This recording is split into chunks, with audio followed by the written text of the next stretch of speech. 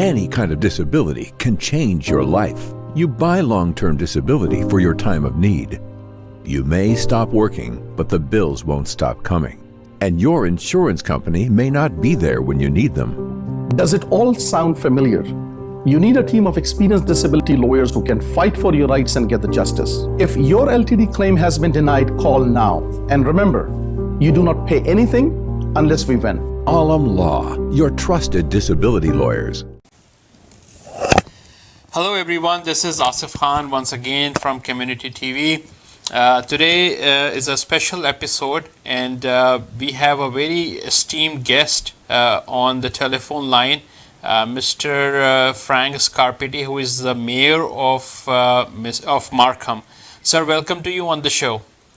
Great to be here, Asif. First of all, I want to extend my thanks, to you. The letter that you have sent, the letter of appreciation for our TV channel and for the efforts that we do in the community and the programs that we have conducted reference to the COVID-19. Appreciate all the comments that you have provided in the letter. Thank you so much, sir.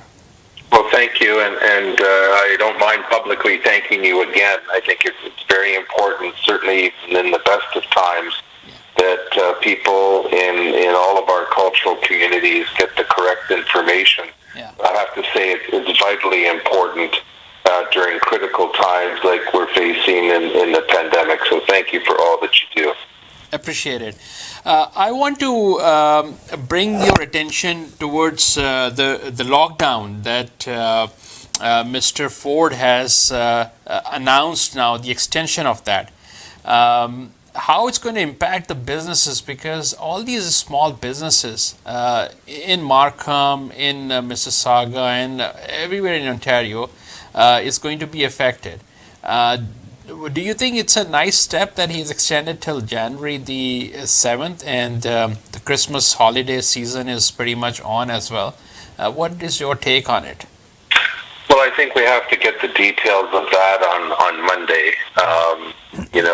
I think the details are important. There's been certainly different restrictions applied at different points of time, as much as the model exists about what area, what zones, different regions can come in and out of. We always have to hear the details. So a couple of things. One, before York Region went into lockdown, I had asked that the province consider a different model to actually close down the big box stores and to close down the shopping malls, switch them to curbside pickup only, and to allow the businesses, small businesses and restaurants to continue to operate with the current restrictions. That was one alternative. There's other alternatives that have been used across the country, some of which restrict big box retailers from selling only essential items, and they're not permitted to sell non-essential items.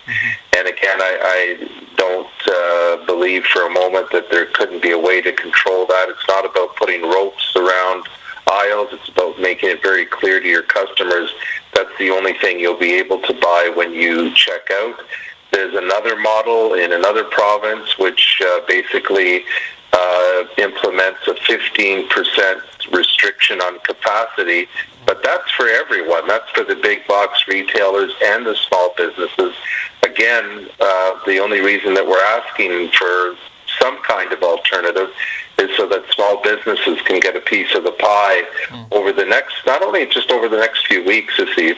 I think it's wonderful that the vaccine it has begun to arrive in this country, but let's face it, it's going to be several months yet before the majority of the population is fully vaccinated, and I think we're going to have to look at these alternatives moving forward. Otherwise, businesses definitely will continue to be impacted, and some will have to close down. Right. And it's just a phase, and everybody is in this pandemic. We have seen yesterday I was watching the cricket match on the television set. It was happening in New Zealand, and the stadium was almost full. and there was no distancing, and there were no masks. So I was so happy to see that things are changing in the world, at least on that side of the world. So I'm sure it's going to change very soon here, because the vaccine is already there in place, and things will start to change. Well, Asif, I want to underscore, though, very, very clearly and as strongly as I can. Even with the lockdowns, I don't want people getting a false sense of security. And what I mean by that is, while these measures are certainly curtail shopping activity, let's keep things in mind and let's keep things in perspective. I know in York region, and I doubt it would be different in Peel or even perhaps in the city of Toronto, but they might be. But in York region, almost 50% of our cases come from close contact. That's family and friends. And so very clearly, I want to ask, as others have asked, please do not hold any kinds of social gatherings. So whether that's, anything from birthday parties, we saw the other day in York region, someone decided to have a birthday party with 22 people. Oh, wow. 50% of those people now have tested positive for COVID-19. And and people say, well, how come you don't close everything down if I can't see family and friends? The fact is, when you're in a house and when you're indoors for a prolonged period of time, you have 3 times more likely to catch COVID-19. And when those people aren't wearing any masks inside people's homes, that risk is even higher. And this is the unfortunate part, that we're this far into the pandemic and there's still people willing to take that kind of risk. And our doctors and our nurses deserve better from all of us. When we're being asked not to have social gatherings, it is, no doubt, it runs against what we as humans like to do. We like to get together for special events. We like to watch sporting events together. We like to certainly celebrate the wonderful traditions and cultures that each of us have, but we just can't do it right now. That's just the bottom line, because it's just too risky. And the more that we do it, the more we put pressure on our local hospitals and certainly our healthcare workers on the front lines. Absolutely. Now, another thing is that I wanted to take your suggestion on it, because I was tested positive too, and I recovered last month. It has happened. I completed my isolation period, and I don't have symptoms. My family, members had it. So what I have learned from public health is that there is no post recovery test, which means that this could be possibly be the main reason for having more cases in Ontario. If you complete your 10 days of isolation, you don't have symptoms, you can mingle with the public, you can go into the community, and you can infect a number of other people. So you may not have symptoms, but you are a carrier, and you can give it to vulnerables, especially the old-aged, seniors. So what do you have to say about that? Because upon learning and talking to a number of other people, I am told if you are going to do the test again, it's going to be positive again. So there's no point in doing it. But don't you think it's going to affect a lot of other people in the community where you are mingling and meeting and interacting? Well, I think in terms of certainly providing greater guidance, absolutely get as much information about that and what you can and can't do. We've certainly heard people say that the success rate of the vaccine probably won't be as high when we vaccinate the vast majority of the population. In the trials, it may have a very high success rate, but that percentage will probably go down a little bit when it's distributed and administered to the general population. The other thing that I would say that's becoming critically important, and I do continue to hear some success on this, but is really rapid testing that has to be more costly. It shouldn't be cost prohibitive. So the ability to utilize technology and allow for more rapid testing that you get the results in a few minutes, I think is going to help tremendously in terms of where people will go and who they'll go visit if they know they're asymptomatic or still have the ability to pass the virus on to other people, either in their family or certainly within the community. So I'm hoping more and more, and there are some companies, a couple here in Markham, that have released certain tests. I know others are working on it, and it's to bring the cost down of those tests so that they can be utilized on a regular basis and they're not cost prohibitive. I think that'll be an important factor. I won't say almost as important as the vaccine, but obviously an important factor of how we move forward over the next few months. True. And in relation to the same comment that you have just made, there is a Canadian who is Dr. Naqib Khalid. He invented a diagnostic kit, and you must be aware of that too. And it is also connected to your smartphone and gives you instant results in minutes. And the cost is the fraction of the cost to the government of each test. Are you familiar with that diagnostic kit?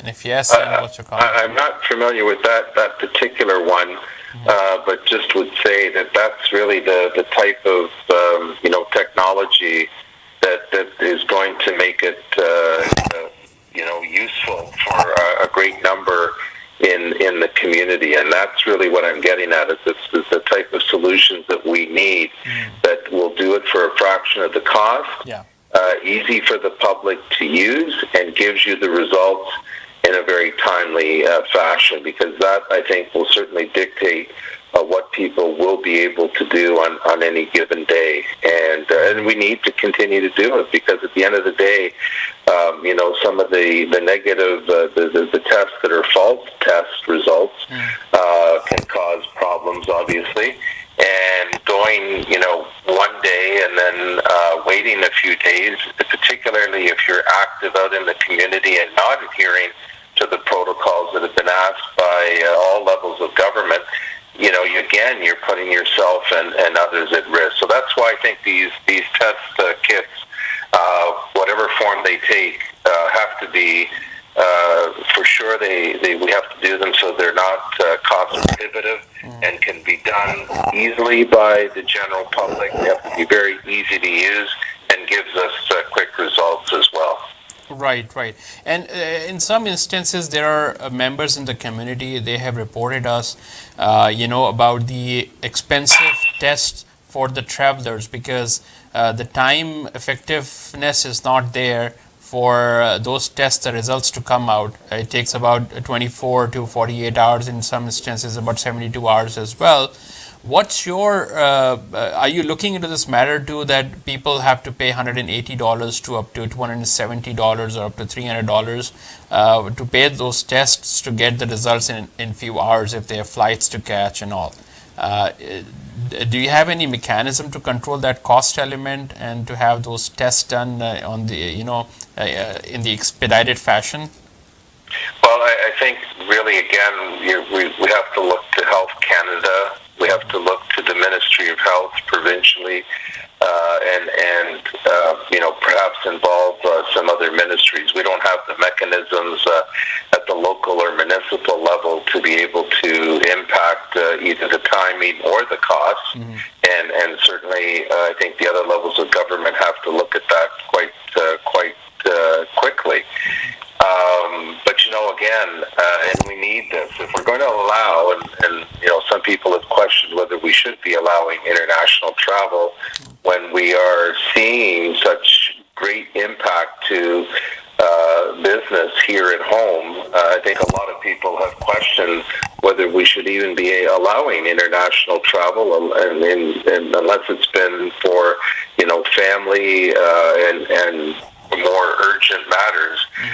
But when businesses, small businesses in particular, but when businesses are being impacted the way they are, when our hospitals are being impacted the way they are, a lot of people are shaking their heads as to why people are being even allowed to travel. And I appreciate the fact that, people have to self-isolate when they come home. That's taking a lot of resources. I can tell you something. I'd much rather have our York Regional Police out in our community trying to make sure to enforce the protocols here at home, rather than having to check in on people and make sure that they are self-isolating at home after they come back from travel. Look, nothing's perfect, and there's certainly been a lot of challenges, but you have to start asking some questions when it has the type of impact that COVID-19 is having on our local business community. You really have to ask yourself, how much of this can we afford to do, and maybe should curtail some of that activity again until more people are vaccinated in the community and we have these rapid tests that bring the cost down. Sure. No, this is a very good point. And in relation to the same business point of view, where the small businesses got a big hit and are affected, there is some kind of funding and support available, and you have also mentioned in one of your publication and post too, for the businesses. You want to shed some light on it very briefly, that what are those benefits available to them? Well, right now, certainly the businesses in lockdown, aside from the overall programs that the federal and provincial government have provided for, and it does sort of vary depending sometimes which province you're in and what business you're in. But generally, we've seen everything from wage subsidy to help with rent. And right now, the provincial government, for businesses that are impacted in lockdown, they are providing funding to help with things like property taxes, utilities. So you can get financial support if you're in one of the lockdown areas. And just yesterday, we learned at Regional Council that the province is actually surprised that they're not getting very many applications from businesses to get that type of support while they are in lockdown. Now, I understand, in one way I understand it, because businesses are trying to survive, and they've been busy during the past few weeks when they were open, trying to get as much business as they could during the holiday season, and now they've had to just recently contend with the lockdown. So, but I'm hoping, and I do, if you want to go to some of my social media, if you want to go to yorkregion.ca, there's information there. Certainly, if you go to the province of Ontario and look for small business help, you should be able to find it relatively easy. There are programs out there, and I do encourage businesses to take advantage of that support right now, because it could make the difference between having to close permanently or surviving over the next few weeks with the help of that funding on utilities and property taxes. So please apply, because we want businesses to stay afloat over the next few weeks, and as I said, over the next few months. Before we let you go, last couple of questions. First is about the, you are also a chair of York Region Rapid Transit, and there were a few announcements made. Do you want to share, to the audience and to the Markham citizens too, and generally in Ontario, what is that achievement and what are those accomplishments? Do you want to share that information too? Well, I want to, first of all, just maybe to add a little bit more to the last question, we were very pleased to announce a week ago or so that we have a 0% tax increase in the city of Markham. Yeah. And that obviously helps businesses and it helps households. We've had the lowest tax increase for the past 16 years. So the lowest average tax increase for the past 16 years in a row. We are not raising water rates this for 2021. So again, helping small businesses that way. And over the course of the summer, we really moved fast to allow restaurants to expand their patios. And most recently, we announced two arrangements. One with Ritual One that does not charge commissions to restaurants for their delivery service. Yeah. For their customers to connect to restaurants. And also we have a special promotion now that Markham was the first city in Canada to have this arrangement with Skip the Dishes. They're not charging commissions, and if you get free delivery for orders over $20. Oh, wow. And that is between December now until January the 2nd. So this is over the holiday period, and this again was an effort to help our small business. On the transit side, a great celebration. Just yesterday, we finished finally the projects that were underway, and in total we have 34 kilometers now in York Region bus rapid transit lanes, which people see on Highway 7, they see on Yonge Street, and they see on Davis Drive. And again, this bus rapid transit system is something we've been working on for many years, and we just completed the last two legs of the system. And when we were looking for York Region, when we were looking a number of years ago, how do we provide rapid transit in the region? We examined the bus rapid transit system, and we also examined the light rail system. And we came to the conclusion with properly designed, user-friendly bus rapid transit system, we could almost achieve the same level of service as a light rail system at a third of the cost. Oh, wow. So really, not only York Region taxpayers should thank us, but all the taxpayers in Ontario should thank us, because we didn't push for a light rail system. We pushed for a system that was only a third of the cost of light rail and really almost as effective. And I would argue in some circumstances, in a light rail system, if a vehicle breaks down at a certain part of the system, it backs up all the whole system. With the bus rapid transit system, if there's a problem with a vehicle, you can just drive around it. So that's great that we've got that, and I thank Minister Caroline Mulrooney for joining us. Thank this government and the previous provincial governments for the support they've given York Region, and I thank this government as well for the incredible support of those investments. And now the next big project that we're all pushing to get is the extension of Yonge Street subway all the way up to Highway 7. It's the top priority for York Region. The province of Ontario, again, thanks to Premier Ford and to Minister Caroline Mulrooney, they're all on board. It's part of their transit plan.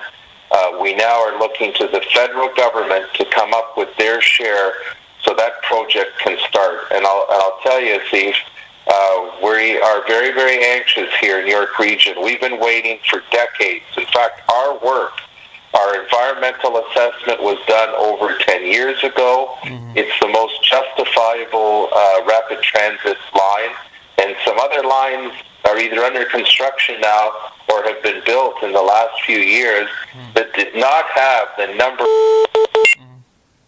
on Yonge Street today. We have over 3,300 daily bus trips on that Yonge Street corridor that are getting, and and those buses are full of commuters, and they deserve a subway all the way up to Highway 7. So our spotlight right now is on the federal government, and we hope they come forward and provide the funding so that project can get in the ground and get it started, because it's going to take about 10 years to complete, and we needed to start probably 10 years ago, but we need to get going as soon as possible. At least things have started, and you have already set the high precedence for the other cities too, and I'm sure the mayor of Mississauga and Brampton, things that you have just mentioned about the transit. In addition to that, the support that you are talking about COVID-19, and these are your efforts, and it's quite appreciative of the fact that you negotiated with Skip the Dishes type benefits, because restaurants owners are paying about 20-30% of commissions to these people to deliver the food. Now that's a great initiative, and I think this is a nice precedence also you have set. So it looks like, looking at the perspective from the rapid transit and all, you're quite satisfied with the federal government formed by the Liberals and Justin Trudeau's cabinet. Are you also happy with their COVID-19 efforts so far? And are you also happy with the PC efforts, the Doug Ford government efforts on the Ontario level? Are you happy with all the efforts related to coronavirus?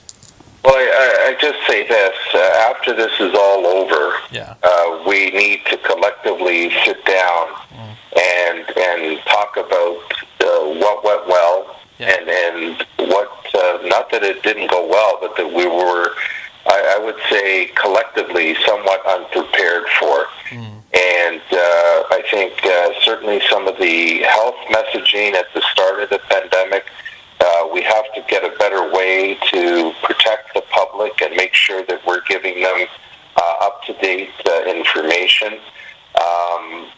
I would just say, too, it was a shock to me, and I'm sure many people, that we were weeks into the pandemic and we were still scrambling to get PPEs for long-term care facilities, for hospitals. Like, I thought hospitals, why would hospitals have to make a public plea to get the public to help them get PPE? And so I would just say this. I think all levels of government have done their best. This is not a criticism of the fact that they haven't done a good job. I think they've done their best. But I will say this. I think we've let down a couple of generations. The younger generation who look to us to ensure that, when we say we have emergency plans in place, and we do, but I think this pandemic has shown us that these emergency plans have not gone far enough. They focused on procedures and process and who should be doing what, but we need to be thinking about a lot more. And, some of the things that eventually happened, where companies were able to turn around and produce PPEs, those arrangements, they should be in place prior to any critical moment that we needed, so that at a press of a button, you can reach out to the companies that can quickly turn around and produce PPEs or any other type of equipment, to be honest with you, that would be needed in a crisis. And so, I feel we've let the younger generation down, and certainly we've let our seniors down. I mean, to have, not just in Ontario, but across the country, the level of devastation that we've seen in our long-term care facilities is something, again, that we need to review and prepare for whatever the next crisis is, so that we're doing our best and we go into these situations as best prepared as possible. And I'm proud of the leadership we've had here, certainly in York region. I know when I pushed for mandatory masks, waiting for other levels of government to do it, because it was really their responsibility. But then when the economy started opening up in June and July, I said, well, we better push for mandatory masks, and that caused a domino effect right across the GTA, across the province of Ontario. In fact, I was getting emails from across the country, from different cities in Calgary, saying, when's our mayor and council going to do this? In Ottawa, and truly right across the country. And so I've been proud that we've all worked hard. I think, the Prime Minister has done a good job, particularly in helping businesses try to stay afloat, providing financial support to families that would automatically be impacted with COVID-19. The province as well, with their support of small business. And I have to say to both the Prime Minister and to the Premier and all the ministers involved, thank you to the support you gave to municipalities. We would be in a very dire situation, and when I say we, I say the collective we of all municipalities across Ontario and indeed across the country, if the senior levels of government had not recognized that municipalities, for all intents and purposes, the only place we generally get our revenue from is property taxes. And there's just no way, when you have the millions of dollars that municipalities have been impacted by, that you can make that up off the property tax bill. So I do thank them for that financial support and the recognition of the important role that municipalities play and will continue to play, particularly in a restart and a reboot of our economy. Right, but in connection to the same, Stephen Del Duca, I was just talking to him, doing kind of a talk on the TV the other day. So he said, Doug Ford has not done enough. He could have done better. You were appreciating the federal government, but the provincial government, you appreciated the fact that he has done enough for the community, for the COVID, but he is not of that same opinion. So could be a political point scoring, but looks like businesses opening, restaurants closing, patio opening, I mean, there is no plan as such that we see a concrete policy that we have seen in the countries and even in the other provinces. For example, countries like New Zealand and other countries and provinces like Alberta, for example, just doing a comparison, the best practices locally. So what do you have to say about that piece that Stephen Del Duca has pointed out? You said the disaster recovery plan is on place, and once it's over, you're going to all sit down and definitely for the future pandemic or any other situation that arises, you would be better prepared for such things. So I get back to the point that we have, different levels of government have different emergency plans in place, and like I said, I think the focus has been in the past about who's going to be doing what, who will be responsible for what, depending on the emergency ownership and who has to respond. My point is that we have to go beyond just the processes. We have to think about what are going to be the needs of our hospitals, the needs of long-term care, the needs of the community. And, every crisis has its nuance about what when the power went out, when we had the outage on the whole eastern seaboard a number of years ago, we started to be concerned because we needed the electricity. We didn't have it. Obviously, some backup generators in certain spots, but the concern was the water supply and were we going to have enough water in the coming days, because if the blackout had continued much longer. When we had the ice storm, again, literally just a few days before Christmas a few years ago, again, the ability to respond, but also the ability to make sure that you've got the right things in place and the right supplies where you need them, when you need them. So I would just say this. I think I am proud of the fact that there's been great collaboration between the federal, provincial, and municipal government. And at the end of the day, everyone has tried to obviously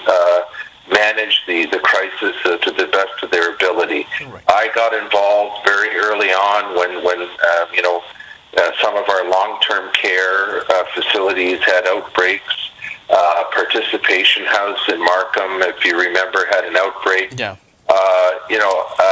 The last thing I thought I'd have to do, I certainly didn't mind doing it, but the last thing I thought I'd have to do is to put a plea out to the community to try and get PPE for Participation House and our hospital and some of these long-term care facilities, that we didn't have supplies ready, or that we didn't have companies that could have started producing some of this PPE right away.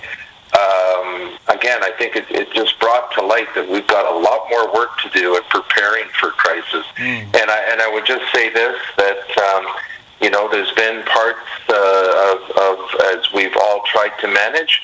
I'm sure the federal government has tried to get the provinces to do some things. The provinces tried to get the federal government to do some things. I've tried to get the provincial government to do some things.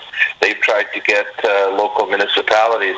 I think, again, at the end of the day, everyone has been trying to do their best. There's no doubt the way in which this virus is easily spread, the impact that it has is unpredictable. And the second we let our guard down, and I get back to the point, I hope the lockdowns do not give people a false sense of hope that, we're in lockdown, so I guess we're okay now. No, we're not okay. Yeah. Not if people are going to continue to have gatherings in their homes where they put their families and friends at risk. And we just saw it recently. We saw it with some weddings a couple of months ago, and we just saw it a few days ago with a birthday party where 50% of the people at that party were tested positive for COVID-19. So always, to try and stay ahead of these things is not easy to do, and I think trying to be as proactive as you can is good, and then obviously having to respond to whatever is currently happening in a pandemic, you have to stay on top of as well. Sure. Before I take your holiday safety tips, and we're talking a little bit about that as well now. Last point that I want to touch upon is the fear factor that people might have or must be facing. With the vaccine, coronavirus vaccine, COVID-19 vaccine, whether to take it, because there were a lot of controversies, and I think we had some conversation sometime before as well, that there is a chip or there is something wrong with the vaccine. Do you see those fears among the Canadians and our communities, growing, or do you think that won't be any issue, and the government has to educate people that there's nothing wrong in it? What's your take on it? Because now it's there. Vaccine is pretty much tested in US, in Europe, in UK, in Canada as well. So now it's going to be faster, right? It's going to move faster. So do you see many fears among the community members, or do you think it's not going to be playing any role? I will just say this: I haven't sort of witnessed that personally by anyone yet. Okay. But I will say this, again, in this day and age, and we saw it throughout the pandemic, we've seen it with other things too, misinformation about anything, any topic can be out there literally within seconds, impacting millions of people, in the hands of millions of people.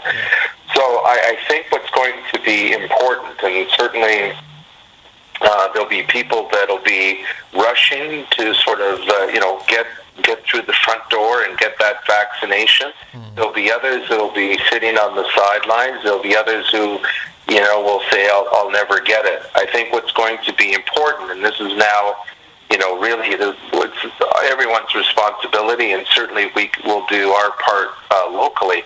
But I really do believe it's the responsibility of the federal government with Health Canada to really explain to people, because there's been so much information out there already, to really explain to people how the viruses work, what they do, I know there's the reference to new technology, and I've heard also scientists and epidemiologists also speak to the fact that mRNA is something that's been around for a long time.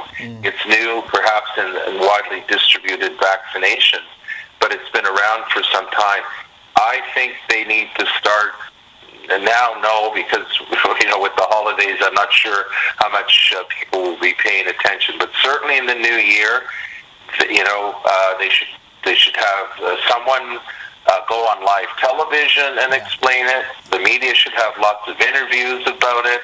The government should put out advertising in different languages. Again, I get back to that we have to be able to communicate directly. Use venues like this to communicate directly in the languages that people are going to understand. Because if we don't get ahead of it, we'll see the momentum, perhaps, of resistance continue to grow. And we, at the end of the day, we want to make sure that people see the value in the vaccinations of not only keeping themselves safe but their families. Absolutely, because what's the point of having vaccine and people are resisting to even take those vaccines? So I think that education piece you have correctly pointed out needs to be there. Thank you so much. Last message on because the holiday season is pretty much on. You've got Christmas right at the corner, 25th of December. Then you've got New Year's Eve, and there will be a lot of gatherings, despite the fact that the government is locking down. People. There's a group, and you have seen in that restaurant in Etobicoke that there are people who have actually protested for not wearing the mask. Certainly, there are a few things that are going to happen this Christmas time and the New Year Eve. What message you want to give to the community that to prevent all of this and take it seriously? Though we have vaccine available, but it's not going to be available to everyone and timely. So by the time we would have the vaccine, it's going to be March, April, or February, March, April. So what's your message for the community on the holiday safety tips? Well, first and foremost, I want to say, and it's tough sometimes because I know some people have really faced financial difficulties, but I would encourage people to, first of all, not to think about themselves, but to think about those less fortunate in our community. And we've had a number of drives over the past several months. We currently have another one in Markham, the Markham Cares Holiday Food Drive. And you can drop off non-perishable food at any fire hall in the city of Markham, and also dropped off an unwrapped toy if you can do that too. So first and foremost, think about those who aren't as lucky as we are. And then when it comes to keeping ourselves safe, I'm going to reiterate what I said earlier in this interview. Lockdown, it's a particular tool. I would just say, please don't think because we're in lockdown, everything is okay. We are not off the hook. And just like you wouldn't send a child across a busy road, please do not have social gatherings in your home. Connect with people virtually. If you have a parent that you want to see, and we saw this with some people that had parents in long-term care, you can certainly see them through a window, but please do not expose them to any potential risk, because the only way, and this is not just for the course of the holidays, we have to continue to be careful even in the new year, because it will take several months before enough people are vaccinated. And I'm talking probably not until the summer, even potentially the fall, because there's big logistics here in trying to get the vaccination out to the majority of the population in Canada. So it's going to be some time, and at the end of the day, there's still a very low percentage of people who have gotten the virus, so there's lots of room for this virus to jump around to other people. And the best Christmas wish you could give someone is to actually not get together with them. Tell them how much you love them, and that you want to make sure that we are going to be able to get together next year, much earlier than Christmas, but we'll be able to get together at some point when enough people have been vaccinated in the community. Absolutely. And it's the responsibility of all of us.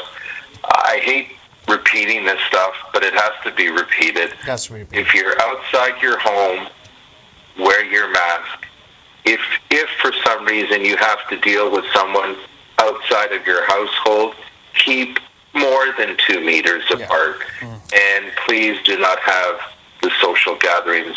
Show your family, show your friends that you actually love them by not inviting them over and putting them in a risky situation. Absolutely, and it it happens to be my birthday as well today, and I wanted to invite a lot of friends, but I decided not to do it, and we just had 2 people in the studio, and we cut the cake so that people could see us. See, you're letting me know now that it's your birthday. Happy birthday, my friend, and I'm so glad that you have recovered from COVID-19. And I obviously your experience is one thing, someone else's might be a little different, and we've just lost too many people. Yes. And we're seeing certainly in hospitals now people of different age groups. It's a lot of the 80-year-old pluses, they weren't going to the hospital because they were in long-term care. Yeah. So they weren't even going to the hospitals. But I just say the largest group now is that 20 to 49 age group. That's where the biggest percentage of growth has been in the number of cases. And, it does impact people differently. And I just say, as a birthday wish, I wish you a very happy birthday, and to all of your viewers, all the best during the holiday season. Enjoy each other's company virtually. Enjoy what this season means to everyone. As human beings, as we thrive on social experiences, but in the true meaning of Christmas, we want to make sure that the people are kept safe. And I wish all of your viewers all the best in 2021. There is hope with this vaccination, but we're not very far at the end of the game. To use the cricket pitch and use the game of cricket. And we know cricket matches can last a long time. This pandemic is far from over, and we're not near the end yet. As much as things will get better, we have to keep very focused on keeping each other safe. Absolutely. Thank you so much for taking the time out, Frank Scarpitti, the mayor of Markham. Appreciate all the subjects that you've covered, the diversified topics that we have touched upon, and I think people who are watching us, the audience, they have a clear sense of the efforts that you have really put in Markham and in Ontario. Thank you so much, sir, for taking the time out. Thank you, and stay safe. Thank you. Take care of yourself. Talk to you later. Thank you. This concludes our program as well. A great discussion with Mayor of Markham, Mr. Frank Scarpitti. This brings to the end of this program. So I'll just sign out. Take care of yourself, and we'll come back with the other episode soon. Bye for now.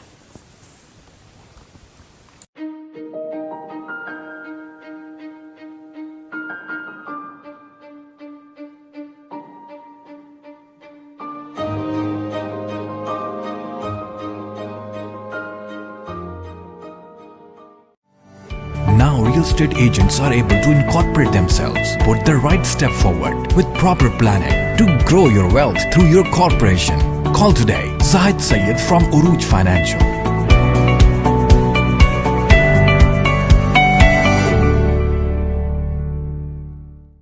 Hi, are you looking perfect window blinds for your home, which can help you to reduce your utility bills? secure your privacy, and protect your furniture from fading by harmful heat from the sun. Sometimes find the right blinds installation company is so hard. We're here to help you. Who can give you the complete custom blinds installation according to your custom designs, quality and colors. Our company Pen & Blinds have professional and trained staff. We are proud to offer the best custom blind services for all types of windows. From design to installation, we take each project with care and getting the job done right the first time. You will be glad to know we only use top quality material and work hard to give you the perfect solution. Visit our showroom to see the live demo in different colors and style or give us a call for a free estimation. We guarantee you would not regret. Please come to our store and see how many beautiful color we have and enjoy your comfort of life. We have 4 locations and offering free delivery US and Canada wide. Pen & Blinds. Call now at 416-558-3578.